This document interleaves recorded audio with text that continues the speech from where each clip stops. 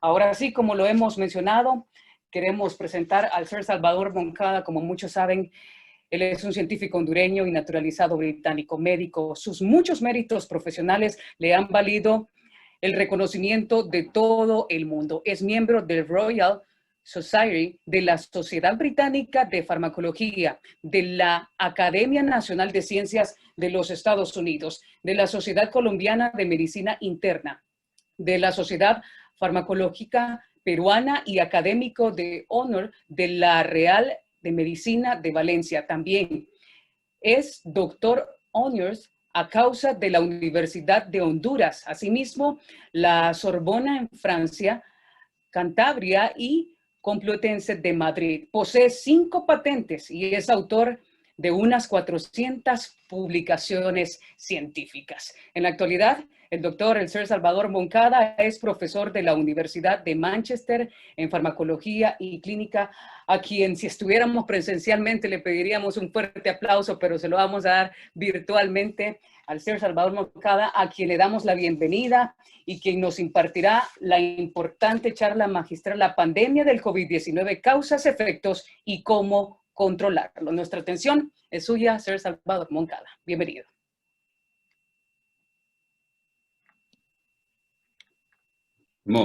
Buenas tardes a todos. Es un placer y un honor tener la oportunidad de dirigirme a ustedes en esta reunión. Quiero agradecer profundamente la invitación de Andy a participar y especialmente a Fernando García, a quien ha hecho la gestión, a quien conozco desde hace varios años y he tenido el placer de trabajar con él en varios proyectos. Me han pedido que hable de la pandemia del COVID-19 y la verdad es que hablar de esta pandemia significa hablar de una gran cantidad de temas sobre los cuales en los últimos 10 meses se han escrito volúmenes y volúmenes, de tal manera que la información es amplia. Mucha de ella está a la disposición de todos debido a las nuevas técnicas de informática electrónica que tenemos. De tal manera que lo que yo pienso hacer es ser bastante esquemático y tratar de dejar suficiente tiempo para preguntas si es que hay al final. La verdad es que la información, la tecnología de la información ha creado una revolución fundamental en el mundo, lo que nos permite, por ejemplo, estar en este momento en comunicación, mucha gente en tiempo real. Y además la información se mueve muy rápidamente. Yo estoy muy impresionado por un ejemplo que les voy a dar con respecto a la literatura científica. Hasta hace unos 5 o 6 años, cuando se escribía un artículo científico, se mandaba para publicación a una revista. Esta revista lo mandaba a los editores para que hicieran las críticas del caso, regresaba al laboratorio donde se había hecho y volvía con las correcciones al comité editorial en un proceso que llevaba antes de publicarse resultados científicos entre 6 meses y 1 año. De tal manera que cuando se leía la información, con frecuencia era información que ya era obsoleta, porque había habido prácticamente 1 año de investigación entre el momento en que se producían esos resultados y se leían.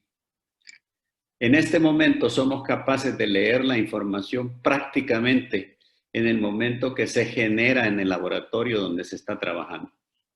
Hay forma de publicar los trabajos inmediatamente, de tal manera que prácticamente todos los días estamos expuestos a nueva información en cualquier campo en el que estemos trabajando. Y esta área de la COVID-19 ha sido prácticamente un experimento en esa facilidad y en esa agilidad de la información y en esa presencia de la información inmediata. Pero para entrar al tema, yo creo que vale la pena ponernos en el contexto de a dónde estamos con respecto a la pandemia. El 12 de octubre del año 2020.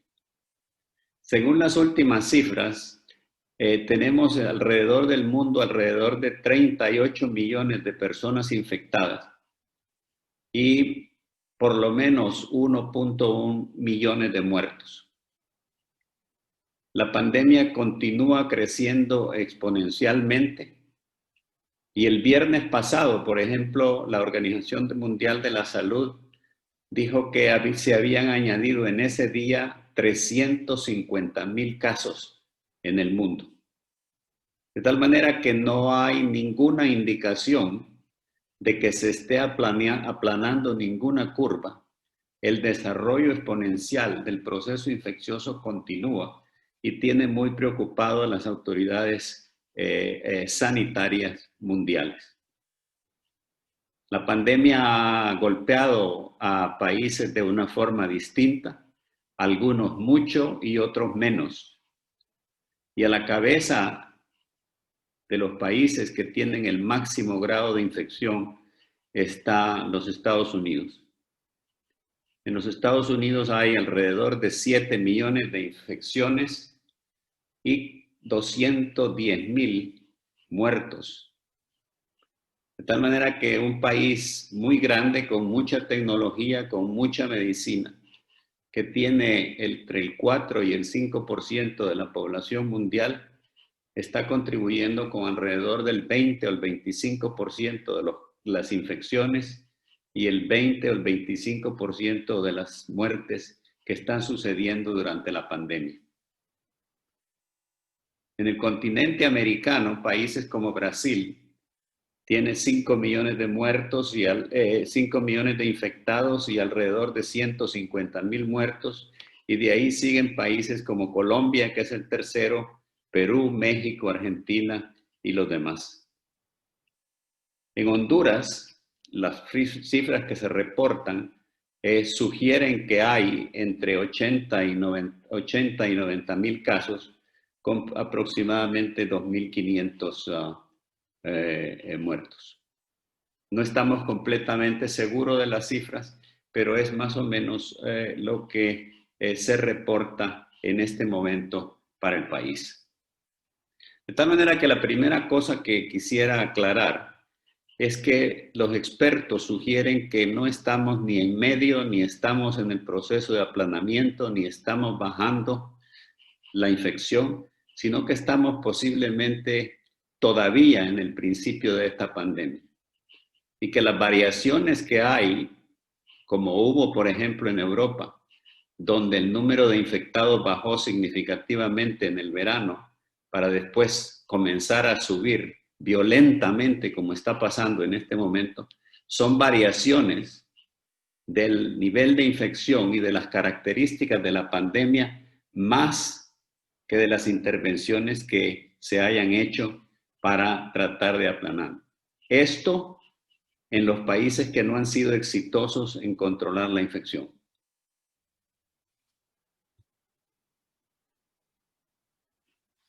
El impacto económico de la pandemia es tremendo, de tal manera que solo es comparable con el impacto económico de la Segunda Guerra Mundial o con el impacto económico que hubo durante la crisis del año de 1929 en los Estados Unidos. El cálculo es que va a haber una caída mundial del Producto Territorial Bruto de alrededor del 6 o el 7% del mundo. Y esto nuevamente es muy desigual a nivel internacional. Hay países que han tenido un bajón enorme del Producto Territorial Bruto, entre ellos el Reino Unido y España, por ejemplo, en Europa, con una caída de alrededor del 20% del Producto Territorial Bruto, mientras otros países, especialmente los del lejano oriente, han sufrido mucho menos económicamente. Taiwán, por ejemplo, solo va a tener una caída del 0.6% del Producto Territorial Bruto a finales del año. Y hay un solo país en el mundo que va a terminar el año creciendo, y ese país es China, que todavía va a crecer este año a pesar de la crisis, posiblemente en un 2 o 3%.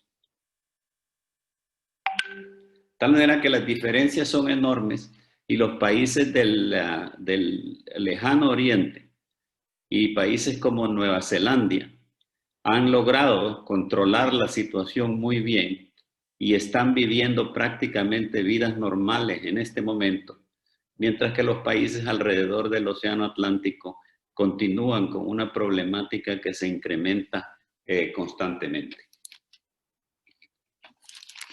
Va a haber un enorme desempleo por un periodo mucho más largo de lo que se esperaba originalmente. Y esto es porque la crisis de la pandemia va a caballo de cambios importantes que están sucediendo y que son menos evidentes que la pandemia misma. Uno que es muy importante para Centroamérica es la influencia del cambio climático, de la crisis del cambio climático, y segundo, el desarrollo de nuevas tecnologías. Eso sugiere que muchos de los empleos que se han perdido en los países desarrollados no van a regresar más porque las tecnologías están sustituyendo a la gente y porque hay cambios climáticos que van a afectar el tipo de empleo y las formas de empleo en los distintos países. Si eso pasa en los países desarrollados, la crisis en nuestros países va a ser mucho más profunda y de mucho más larga duración. Y hay que tomar medidas importantes, estratégicas, para evitar que la crisis golpee como se sugiere que va a golpear, no solo en los próximos meses, sino en los próximos años. Uno de los cálculos más impresionantes que yo he visto es que se calcula que alrededor del mundo, alrededor de 80 millones de personas van a volver a vivir en niveles de pobreza absoluto. Eso es un número muy grande y la mayoría de esas personas vivirán en los países en desarrollo y en los países de mediano y bajo ingreso. La segunda lección es que hay países que lo han hecho bien y hay países que lo han hecho muy mal. Y lo interesante es que los países que han controlado la infección, que han logrado tener políticas de salud pública y seguimientos epidemiológicos correctos, son los países que han sido afectados menos económicamente. El ejemplo de Taiwán es uno de los ejemplos más importantes, con una reducción del 0.6% del Producto Territorial Bruto y con un número de infectados mínimo y de muertes prácticamente no existentes. De tal manera que la lección es que la gente que lo ha hecho bien, y eso vamos a regresar a discutir qué es lo que ha hecho bien, es la gente que ha sufrido mucho menos la situación de la crisis económica. No hay, y esos países demuestran, una dicotomía entre salvar la salud y salvar la economía. Se pueden trabajar ambas si se trabajan con políticas de salud pública que sean las correctas, y como les decía, voy a regresar a eso en un minuto. El golpe a los sectores económicos va a ser muy variado también, y hay sectores que van a sufrir estratégicamente, como los sectores de la aviación, los sectores de servicios, de hospitalidad. Muchas áreas de esos sectores posiblemente no van a regresar a funcionar más al nivel que funcionaban antes. Pero hay otros sectores que se han beneficiado. y algunos que han terminado resultando más ricos al final de la crisis o en medio de la crisis como estamos. Y eso incluye en la energía renovable, tecnologías de la información, los servicios de Internet y las grandes compañías de Estados Unidos relacionadas con la información y con el procesamiento de datos y de servicios electrónicos. Google, Microsoft, Amazon y Apple son los grandes ganadores de esta crisis económica.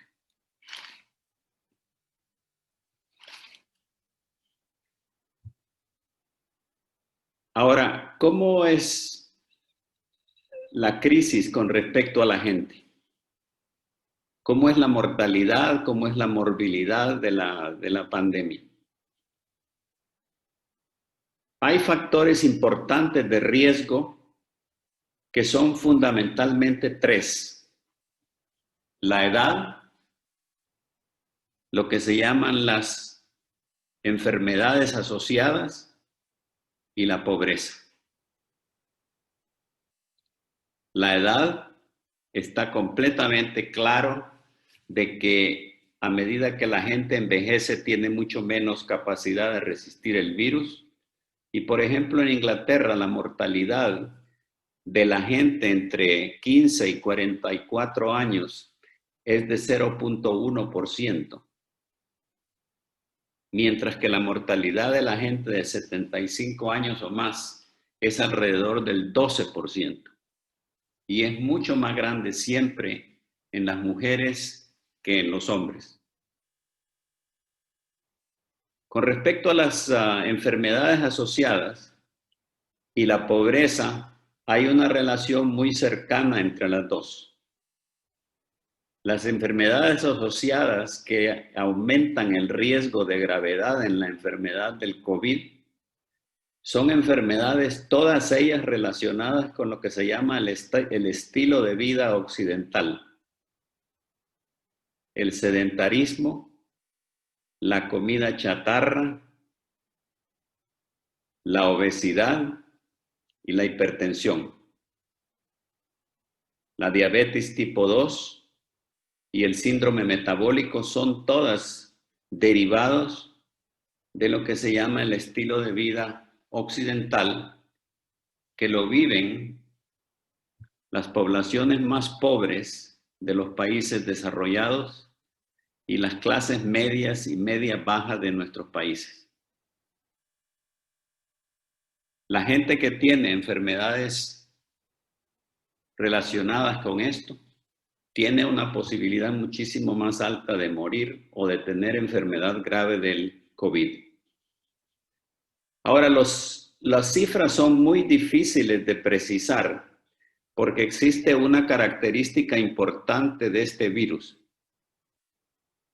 Alrededor del 50% de la gente que es infectada no tiene ningún síntoma. Y aunque tienen una infección que es tan florida como la gente que tiene síntomas y son infecciosos, debido a que no tienen síntomas no se pueden contar. Y eso crea un problema en la medición y en la cuantificación de la enfermedad. Ahora bien, debido a que hemos aprendido a tratar la enfermedad a todos los niveles y a todas las edades, la mortalidad está disminuyendo, especialmente en las unidades de cuidados intensivos. Lo que pasaba en marzo, en abril, no pasa más. Y aunque aumenten mucho los casos, seguramente la mortalidad va a aumentar, pero no a los niveles del inicio de la pandemia a principios del año.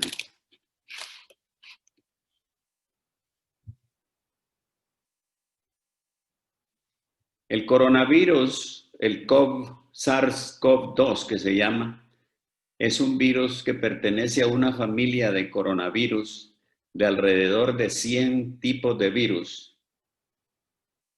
De esos, entre el 10 y el 15% son conocidos que producen enfermedad leve en los seres humanos. Un porcentaje de las gripes normales que tenemos se debe a coronavirus, que son primos hermanos de este coronavirus que es tan dramáticamente patógeno. En el año 2000, más o menos, empezaron a surgir otros primos hermanos de esos virus que no son tan malos, como el SARS-CoV-1, que produjo una infección amplia y bastante devastadora en los países del Lejano Oriente. Ese virus era mucho más patógeno y mucho más dañino que este, con una mortalidad de alrededor del 10%.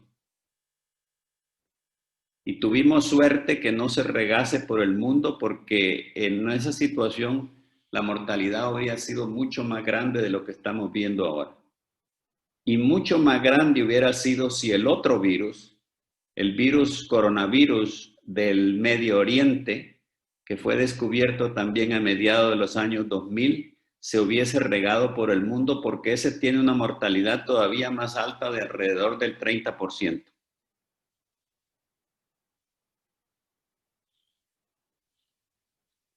El virus tiene características específicas, tal como ustedes posiblemente saben.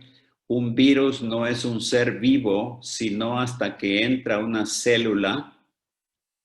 El virus es una bolsa de proteínas, de lípidos y de material genético. No es un ser vivo antes de entrar a una célula. Es lo que se llama un patógeno obligatorio, de tal manera que se vuelve ser vivo en la medida en que se puede reproducir dentro de las células que ataca. Y este virus tiene una corona de espinas, y seguramente nadie no ha visto uno de estas fotos, los conocen ya perfectamente. Y en esa corona de espinas tienen una proteína específica que le permite al virus entrar en las células por unos receptores que se llaman ACE2. Esos receptores están en las vías respiratorias, en las células de las vías respiratorias, especialmente en la parte interna, la mucosa, y están en todos los vasos sanguíneos del cuerpo. Además, están presentes en otros tejidos como el corazón, como el páncreas, como los riñones. De tal manera que el virus es muy patógeno, primero porque entra por el pulmón, por las vías respiratorias, y produce un proceso inflamatorio violento que llega a ser lo que se llama una tormenta de citoquinas, que es una inflamación generalizada del pulmón. Y después entra a la circulación y produce daño vascular.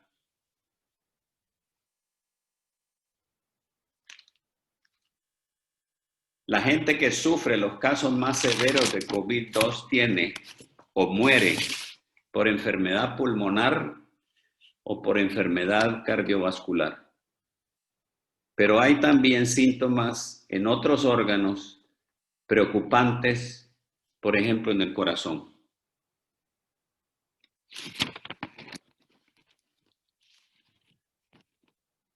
La enfermedad del COVID dura alrededor de 2 semanas, con una semana inicial en la cual hay sintomatología. De la gente que tiene sintomatología, que es el 50% de la gente, alrededor del 10 o el 15% tienen sintomatología severa, y alrededor del 5% terminan en las unidades de cuidados intensivos, donde la mortalidad en abril o marzo o mayo era muy alta, de más del 40%, y eso, como les decía, se ha reducido importantemente.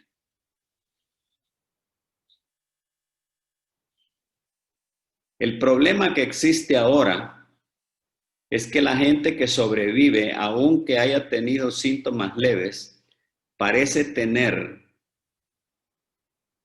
síntomas de larga duración que no entendemos muy bien, especialmente en el pulmón, donde puede haber fibrosis pulmonar, que seguramente parte de ella es irreversible y que puede llegar a producir consecuencias importantes a largo plazo.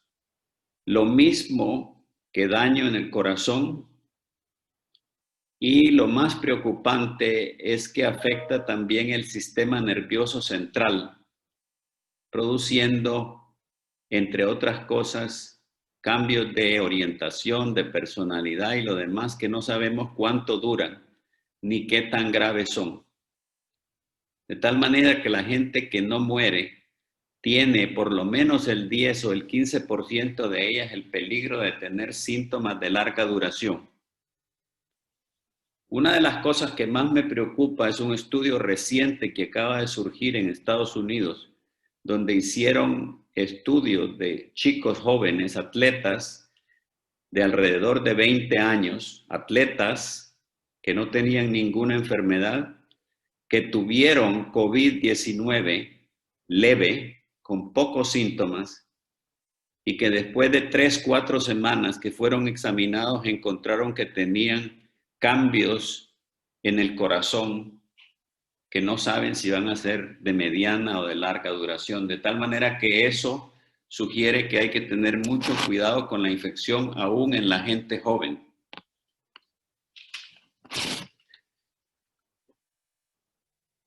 La propagación del virus es fundamentalmente por vía aérea. El virus se propaga fundamentalmente por las gotículas que expulsamos cuando hablamos, cuando tosemos o cuando estornudamos. Hay algún nivel de transmisión a través de superficies que preocupó mucho al principio, pero que ahora está claro que la vía aérea es la más importante. Lo que ha complicado la situación en los últimos meses es que se pensaba que las gotículas de alrededor de 100 micrómetros, que son las que expulsamos cuando tosemos o cuando estornudamos o aún cuando hablamos, eran las que transportaban al virus, y como el virus es un virus pesado, caía al suelo rápidamente entre 2 o 3 metros, y por esa es la razón por la que se creó esa idea de distanciamiento social de 2 o 3 metros. Lo que ha cambiado es que ahora está claro que hay transmisión por aerosol. Es decir, las partículas que son menores de 5 micrómetros también pueden acarrear el virus, y esas se mantienen en el aire durante un periodo más largo y por distancias bastante más largas. Todavía no sabemos cuál es el porcentaje de infecciones que son debidas a aerosol, pero eso se está tomando en cuenta en este momento para reanalizar toda la cuestión de las medidas de seguridad, las máscaras y lo demás, que han resultado ser tan importantes en la contención de la dispersión del virus. Entre otras cosas, los sistemas de ventilación, de separación social y lo demás están siendo reestudiadas debido a esa complicación de la transmisión por aerosol.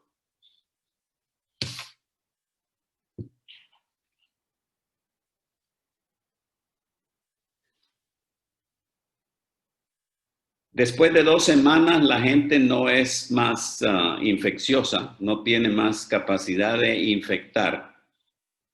Pero lo que ha sucedido es que como se ha usado esa prueba del PCR, que es tan sensitiva, la gente continúa siendo positiva después de 2 semanas cuando ya no es infecciosa, y la PCR detecta pedazos de virus, de tal manera que esa es una complicación del PCR, y ahora se sabe que eso puede confundir mucho crear problemas con respecto a las decisiones, con respecto a la infectividad de la gente. Pero los datos más concretos sugieren que después de 2 semanas la infectividad prácticamente desaparece y que en ese momento las pruebas de PCR lo que están detectando son virus, pedazos de virus muertos que no son activas más. El diagnóstico del COVID se hace fundamentalmente, en principio, por las características clínicas, la fiebre, la cefalea, la tos, la gripe, los dolores, el tipo de gripe, los dolores musculares, pero fundamentalmente, y eso cada vez está surgiendo como una de las características más importantes, es la pérdida del sentido del olor y la pérdida del sentido del gusto. Hay gente que solo tiene eso como síntoma, pero es característico y eso no permite que se confunda el COVID con una gripe.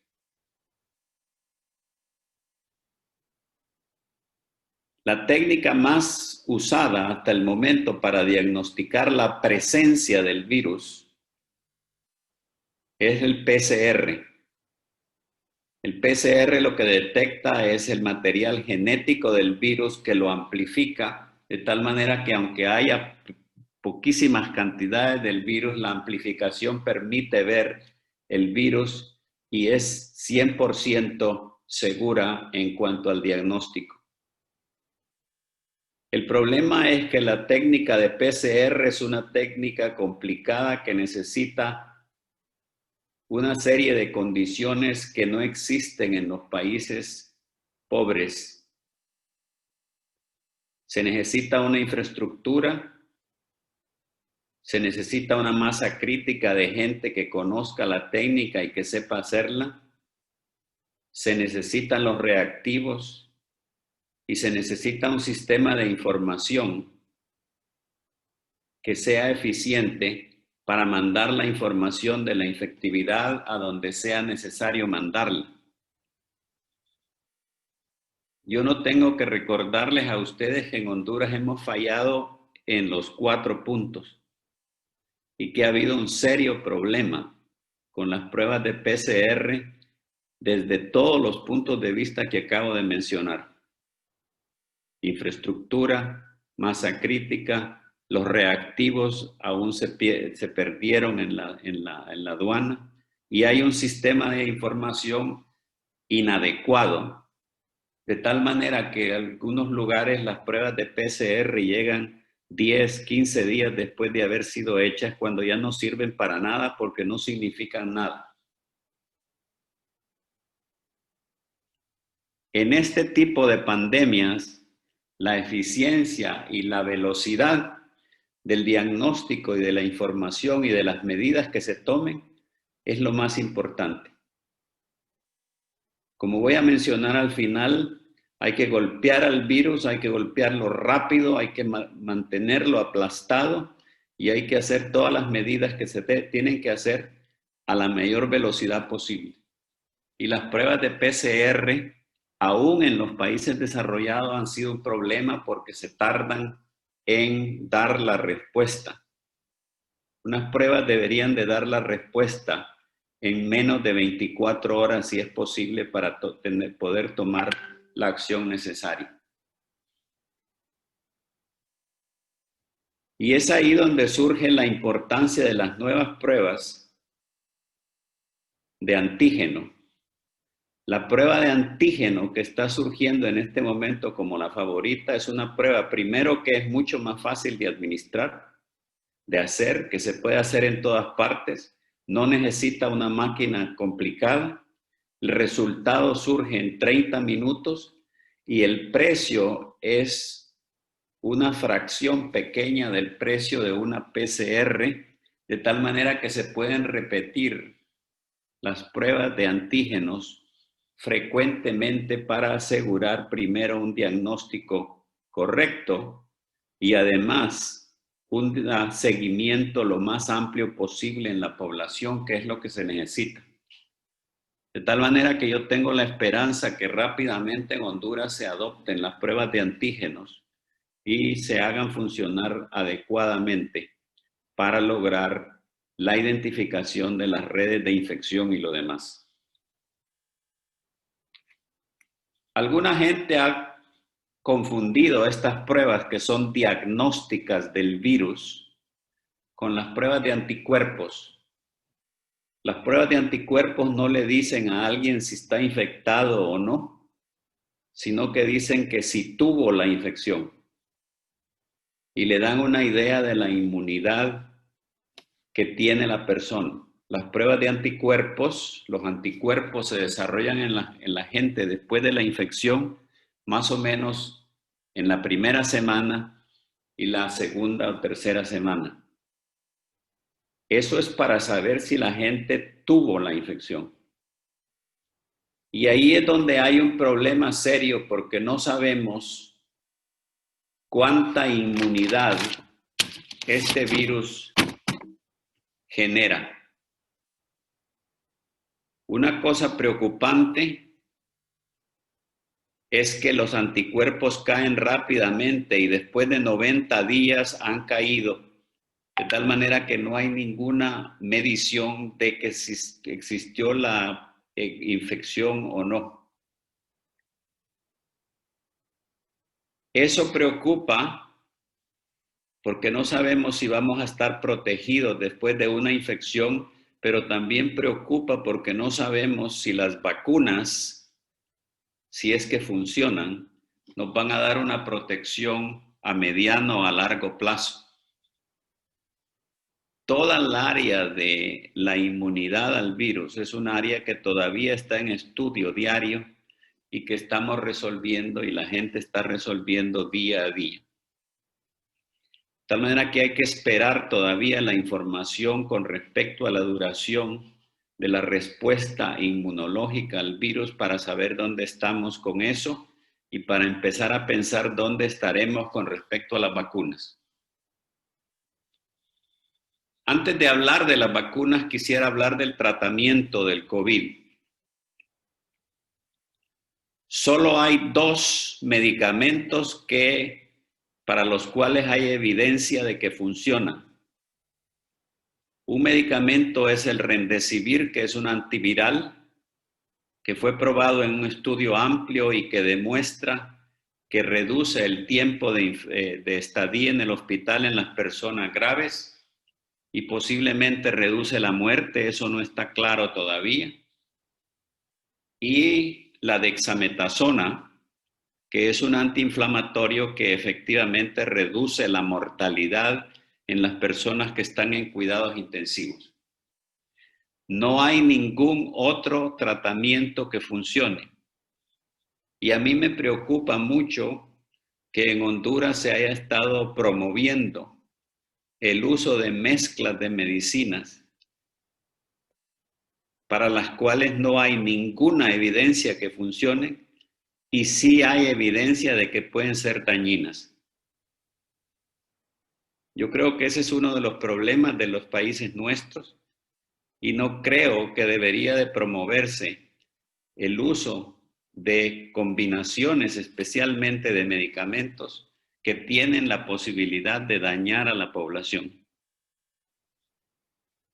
Esa es una cosa muy preocupante con respecto a la situación en Honduras, donde creo que todavía se están repartiendo esos medicamentos que seguramente no sirven para nada y pueden causar daño.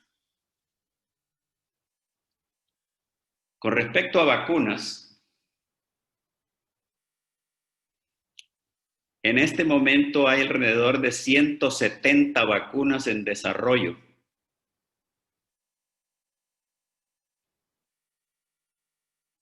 Y de ellas, 7 están a la cabeza del desarrollo, es decir, en la fase final, que es la fase 3, donde se hace el estudio de la efectividad, de la eficiencia de la vacuna y también de la presencia de efectos indeseados. Ha habido también en esto una revolución en la producción de vacunas porque se han usado todas las técnicas que se conocen y varias técnicas experimentales. Las vacunas más tradicionales son las vacunas que usan el virus atenuado, como la vacuna de la polio, la vacuna del sarampión, la vacuna de la tosferina. Y unas de las vacunas para el coronavirus están hechas con virus atenuado. Y la que va a la cabeza del desarrollo de ese grupo de vacunas es una vacuna en China de una compañía que se llama Sinovac, que está siendo desarrollada en varios países, y en Brasil, donde si funciona va a ser producida por el Instituto Butantan. Hay vacunas que usan una tecnología más nueva, que es usar un vector, que es un virus que no infecta, pero que se le puede poner un material genético del virus, del coronavirus, y que puede producir esa proteína para servir como vacuna. Las vacunas más prominentes de ese grupo son la vacuna de AstraZeneca, que todo el mundo ha oído, la vacuna que fue producida en Rusia, la vacuna de una compañía china, CanSino, y la vacuna de Johnson & Johnson. Tal como ustedes saben, la vacuna de AstraZeneca tuvo problema con un voluntario y el estudio clínico no se ha renovado todavía en los Estados Unidos, aunque sí en el resto del mundo. La lección ahí es que no sabemos todavía si va a haber una vacuna que funciona. Nunca se sabe. Una vacuna es distinta a un medicamento que se produce químicamente y la reacción de la vacuna es impredecible en cuanto a eficiencia y en cuanto a efectos indeseados. De tal manera que no podemos estar celebrando de que tendremos una vacuna en noviembre, diciembre, enero. Si hay vacunas que funcionan, yo creo que las vacunas no van a estar listas antes de finales del verano del año próximo para toda la gente, aunque pueden haber vacunas experimentales que pueden ser dadas a los grupos de riesgo. La Organización Mundial de la Salud ha puesto como límite un 50% de protección, es decir, la vacuna tiene que proteger a la mitad de la gente a la que se le da y tiene que tener efectos colaterales mínimos. Y aquí viene uno de los grandes problemas. Una cosa es producir la vacuna y otra cosa es distribuir la vacuna. Y se corre el riesgo de que los países ricos que pueden hacer arreglos bilaterales con compañías farmacéuticas quieran acaparar la producción de vacunas para sus propias poblaciones. Y la Organización Mundial de la Salud está trabajando en contra de esa posibilidad. Y se ha creado un consorcio internacional que se llama COVAX para el desarrollo y para la distribución equitativa de las vacunas. Ese consorcio, que está formado por 78 países ricos y 90 países pobres, está tratando de conseguir $2.000 millones para el proyecto y para asegurar que se producen 2.000 millones de vacunas para el finales del año 2021 y que se distribuyen equitativamente. Está muy claro de que nadie va a estar seguro hasta que todos estemos seguros. De tal manera que vacunar a todita la población de Estados Unidos, hasta los niños, sin que se vacune a otra gente en el mundo, sería un error para todos y un error para los Estados Unidos. El cálculo es que hay que vacunar alrededor del 20% de toda la población del mundo, que incluye la gente de peligro, la gente de primera línea en los servicios de salud, la gente en profesiones de exposición de peligro y la gente que tiene riesgo de tener la enfermedad grave. Esa debería de ser la primera línea de vacunación. Y esperamos que el consorcio de COVAX, del cual Honduras es participante, logre ese objetivo. Honduras, ¿cuánto tengo? Tengo otros 5 minutos.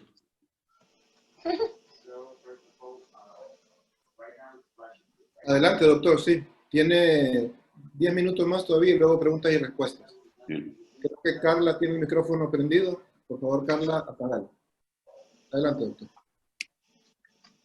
De tal manera que esperamos que se logre una distribución equitativa. Hay que decir que Honduras ha participado ya en un proyecto de la Organización Mundial de la Salud y estamos muy orgullosos de la aportación que Honduras ha hecho.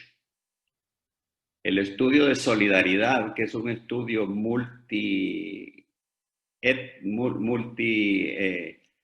país,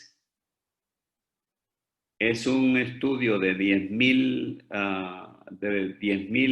pacientes en los cuales se han tratado diferentes tipos de tratamiento en un estudio multicéntrico y multinacional para efectivamente determinar si hay medicamentos o combinaciones de medicamentos que funcionen. Ese es un estudio científico que va a ser publicado pronto. Debido a eso, esperamos que Honduras tenga alguna entrada rápida a la posibilidad de hacer los test de vacunas también en el país. Se dice que se invierte mucho en la producción de vacunas y para darles una idea de los números, se están invirtiendo alrededor de entre 100 y 200 mil millones de dólares en la producción de vacunas. Eso es en todo el mundo. Esa es una gota de agua en el océano de lo que está costando la pandemia. Yo vi los números hace unos días y me quedé boquiabierto de ver que la pandemia le cuesta al mundo 375 mil millones de dólares por mes. De tal manera que 100 o 200 mil millones de dólares es poco. Entonces, ¿qué hay que hacer mientras esperamos la vacuna? Y con esto voy a terminar. Primero, yo he insistido que no hay, mucha gente ha insistido que no hay dicotomía entre la economía y la salud, que se pueden trabajar las dos al mismo tiempo. Ahora bien, está claro específicamente en esta crisis que la economía depende de la salud y no al revés. Y la gente que ha tenido éxito, que son los países del Lejano Oriente, países como Nueva Zelanda y Alemania, lo que han hecho es seguir una estrategia como la que empecé a esbozar hace un rato, que es golpear al virus fuerte, mantenerla baja y no dejar que se riegue. Hay dos estrategias, una que no funciona y otra que ha funcionado. La estrategia que ha funcionado es la estrategia que persigue la eliminación del virus. No se va a lograr, pero hay que trabajar por eliminarlo. Y la otra es la de mitigar al virus, que es esta política errada y loca de abrir y cerrar, de cerrar y abrir y dejar al virus circulando en la población de tal manera que tiene cualquier posibilidad de volver a brotar en alguna otra parte. Esa estrategia es una estrategia errada.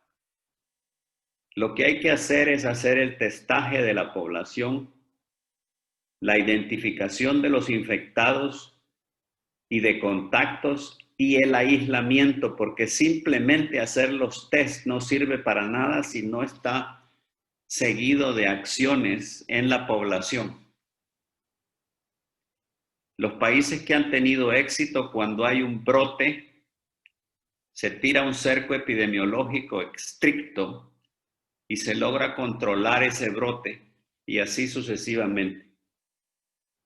Pero eso necesita un servicio de salud pública que funcione y Honduras tiene uno de los servicios de las saludes públicas más pobres del continente americano.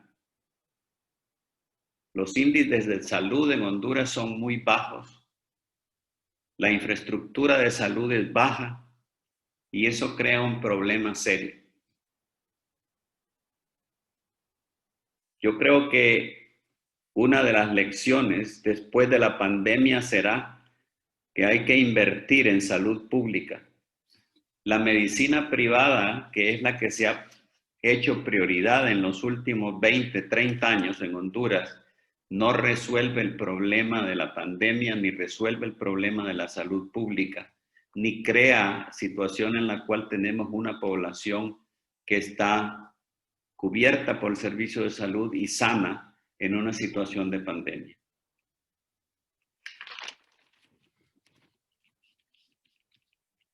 Yo he estado pensando desde hace algunos meses que en vez de tener un sistema centralizado que no ha funcionado para nada, mal organizado, mal apoyado, con políticas erráticas, se debería de haber descentralizado el manejo de la pandemia, posiblemente a las áreas municipales y seguramente a la posibilidad de darles a las empresas, después de un proceso educativo rápido, la posibilidad de control de la infección en sus propios trabajadores. Yo creo que el sistema centralizado que hay en Honduras no solo no ha funcionado, sino que crea más problemas de los que resuelve. Y valdría la pena que de aquí en adelante se pudiera discutir un proceso de descentralización. Y creo que la industria privada debería de ver eso con cuidado. La posibilidad de una descentralización en la cual a nivel local se logre a través del sistema de testeo, de aislamiento de la población infectada y de los contactos, controlar los brotes del COVID en los distintos lugares, no solo en las áreas de trabajo industrial, sino posible en el campo y en las zonas donde hay economía informal.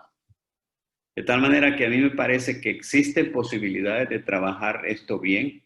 Valdría la pena una revisión seria de la planificación y de ver qué es lo que vamos a hacer de aquí en adelante, tomando en cuenta que esto no se termina mañana, que todas las discusiones que tenemos de que hemos aplanado la curva no son reales y que efectivamente estamos viendo variaciones en la infección y que es posible que tengamos brotes y brotes importantes de aquí en adelante que deberíamos de tratar de prever y cubrir adecuadamente. Muchas gracias. Muchas gracias, doctor, por su interesante charla magistral y por todos los detalles que nos ha brindado especialmente para la industria aquí en este evento. Doctor, tenemos muchos mensajes que nos han llegado, especialmente en las redes sociales, principalmente a la red social de Facebook, preguntas entre ellas, pero más que todo le dejan mensajes de agradecimiento y de orgullo hondureño. Y nos dice uno de los mensajes, la mejor estrategia es exterminar el virus, nos dicen. Aquí es donde se verá el poder humano de la solidaridad, también nos dicen. Otro mensaje que nos llega por parte de Yulisa nos dice, Sir, dice, interesantes datos los que está dando, por favor siga. Estamos a lo que nos den nuestros médicos, qué hacer si llego grave y es lo que me dan, nos consultan aquí. También nos escriben en otros mensajes, tenemos que apoyar las iniciativas del Sir Salvador Moncada. Tenemos que frenar la curva con estrategias sin morir en el intento. También nos escriben en las redes sociales, especialmente de Facebook. Profesor, tenemos algunas consultas que nos han llegado. Muchísimas gracias a las personas que nos las han dejado a través de la plataforma de Zoom y también en Facebook. Una de las consultas que prácticamente le pedimos que pueda repetir, por favor, profesor, es dirigido a los industriales y nos dicen aquí. Además de las medidas adicionales como lavarse las manos, el distanciamiento social, ¿qué otras medidas debemos de tomar para prevenir la infección y contrastar la pandemia en la industria, para ser específicos? Le escuchamos. Sí, es lo que decía, las medidas de seguridad son importantes. Las medidas conocidas, el lavado de manos, el distanciamiento social, el uso de máscaras que ha sido tan discutido en los países nuestros y en los Estados Unidos y en Europa.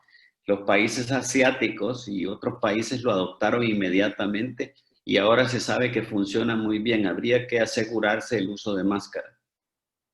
Pero lo que estaba diciendo es que industria por industria podría hacerse un trabajo de testaje, especialmente si empezamos a adoptar los test de antígenos y podemos hacer la separación de la gente infectada, de la gente que no está infectada. Tenemos lugares de cuarentena, de tal manera que podemos ir aislando a la gente que está infectada y a los contactos para mantener la gente que no está infectada trabajando. Nosotros estamos discutiendo con la universidad la posibilidad de hacer un experimento así en el campo, en una zona agrícola, para ver si efectivamente podemos hacer un proyecto en el cual podamos hacer un testaje de gran parte de la población. Es una población de alrededor de 20,000 habitantes y podemos seguir la infección, separar a la gente que está enferma, seguirla en sus cuarentenas y ver sus contactos, de tal manera que podamos mantener un sistema productivo funcionando. Yo creo que eso es posible perfectamente, pero creo que es necesario, especialmente en Honduras, con la situación tan caótica de centralizada. Se debe hacer una devolución a la periferia, al nivel local, para lograr seguramente, a mí me parece que va a ser mucho más efectiva el control de la pandemia a través de acciones locales que a través de acciones centrales, mal organizadas y peor pensadas. Sí. Profesor, con respecto a esta última respuesta que usted brindaba, nos llega una consulta por parte de Alberto Cristóbal a través de Zoom. ¿Podría ser la misma respuesta para la siguiente consulta? No hay un dato real, casos de COVID y las pruebas necesarias para tener un control real. A su criterio, ¿cuáles son las medidas como país debemos adoptar para aplanar la curva? ¿Nos consulta? Bueno, los países que aplanaron la curva hicieron esas tres cosas. Primero, hicieron un testaje amplio, le crearon lugares de cuarentena para la gente infectada, separaron a la gente infectada, hicieron el seguimiento de los contactos y controlaron los brotes eficientemente. Claro, nosotros no somos un país como China, pero no sé si ustedes han leído las noticias de hoy. Y en China hubo un brote en la ciudad de Qingdao ayer. Es una ciudad de 9 millones de habitantes y van a testar 9 millones de personas en una semana. No estoy diciendo que podemos hacer eso, pero los países que han logrado hacer eso, y Nueva Zelanda ha hecho lo mismo, que es un país pequeño, más pequeño que Honduras, ha hecho eso. Y la tercera cosa que han hecho los países fue cerrar las fronteras para asegurar que no venía gente de regreso a reinfectarlos. Y por ejemplo, en Taiwán, por ejemplo, todavía solo la gente con necesidad importante de regresar al país regresa. No hay turismo todavía. Entonces, las medidas están ahí, las medidas están simplemente para irse a leer en lo que están haciendo los países exitosos. No se necesita ser China con 1,000 millones de habitantes. Nueva Zelanda lo ha hecho bien. Taiwán tiene menos habitantes, lo ha hecho bien. Singapur, etc. Profesor, nos hacen una consulta. Usted mencionaba que los medicamentos efectivos contra la COVID hasta ahora son Remdesivir y Dexametasona, pero nos consulta aquí Fernando Bulnes. Tengo una consulta, por ejemplo, el uso de ibuprofeno y Sudagrip ¿cree que dañe a la población? ¿Se pregunta? Es decir, yo estaba hablando del tratamiento de la enfermedad, las medidas de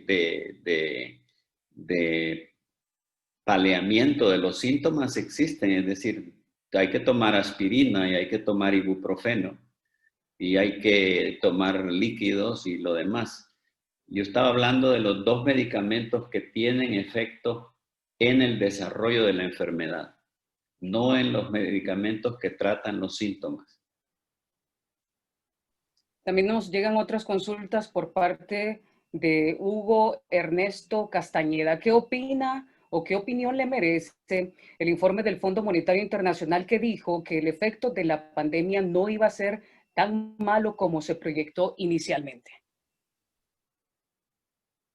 Sí, yo creo que no va a ser tan malo porque hay alguna recuperación económica ya en vías de retorno y porque hay países que lo están haciendo muy bien, es decir, China, que sigue siendo la locomotora del mundo en este momento, está ya creciendo otra vez y creo que de alguna manera va a jalar a las economías del mundo afuera de la crisis nuevamente, como lo hizo en parte en la crisis económica del año 2008-2009.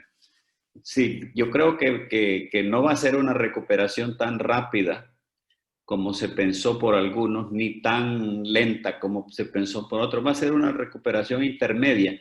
Óigame bien, en los países desarrollados.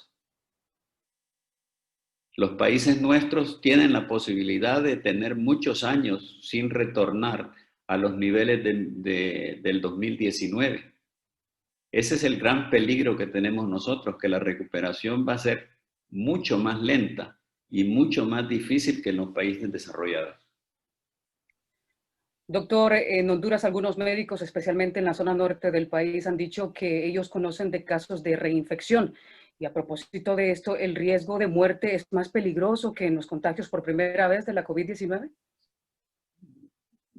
Primero, es posible que haya reinfección debido a lo que estábamos diciendo, que la inmunidad no tiene larga duración. Hay pocos ejemplos por el momento de reinfección confirmada. Sospechados hay, pero confirmado de que una gente se haya infectado 2 veces. Hay muy pocos ejemplos, pero es posible debido a que la inmunidad no dura tanto como podría durar. Que la enfermedad sea más fuerte la segunda vez, para eso no hay ninguna evidencia. Nos llega también una consulta, doctor. ¿Cuáles son las áreas de investigación que recomienda para Honduras? Es decir, que deban de reforzarse en este tiempo de pandemia. Pues yo creo que una de las cosas que salta a la vista inmediata es que hay que reforzar el trabajo en epidemiología y salud pública. Yo creo que todo lo que hacemos en salud, desde la investigación hasta el último servicio de salud, tiene que ser revisado. Gobiernos sucesivos de Honduras han despreciado y han no puesto atención a la salud pública y estamos en una situación desastrosa. Los índices de salud de Honduras son de los más pobres de América Latina. Hay que revisar no solo la investigación, sino que los servicios de salud y el concepto de cómo vamos a manejar la salud pública en el país. A propósito, profesor, de la pobreza, nos escribe Francis Argentina Duarte, ¿podría confirmar si realmente no se ha visto la verdadera crisis que se avecina? Siguen los desempleos, el cierre de empresas, por muchos esfuerzos que hayan, pienso que la crisis será severa a pasar los meses. ¿Qué aconsejan a la población partiendo desde la casa como individuos?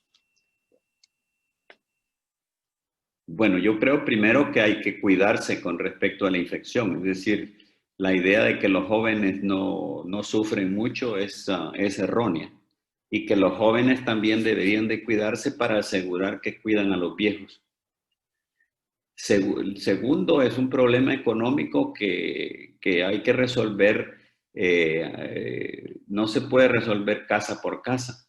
Habría que tener algún estímulo económico o alguna ayuda, por ejemplo, al sector de la economía informal. Habría que apoyarlo de alguna manera. Nosotros estamos especialmente preocupados por el problema de la producción de alimentos.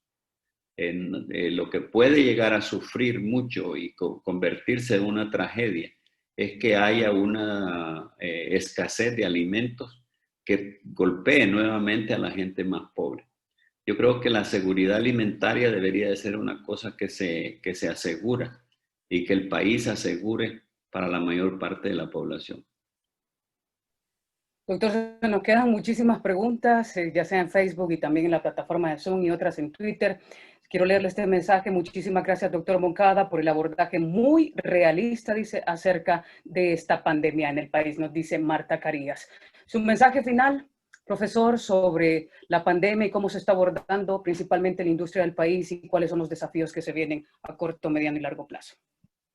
No, el mensaje final es de agradecimiento a ustedes por haberme invitado, de agradecimiento especialmente a Fernando García y de expresarles nuevamente que ha sido un placer tener la oportunidad de compartir con ustedes y que espero que algunas de las cosas que yo haya dicho sean de utilidad para ustedes y para el país en general. Creo que Andy hace un trabajo excelente en Honduras y creo que hay que continuar en eso y efectivamente tratar de sacar al país de la crisis lo antes posible. Muchas gracias.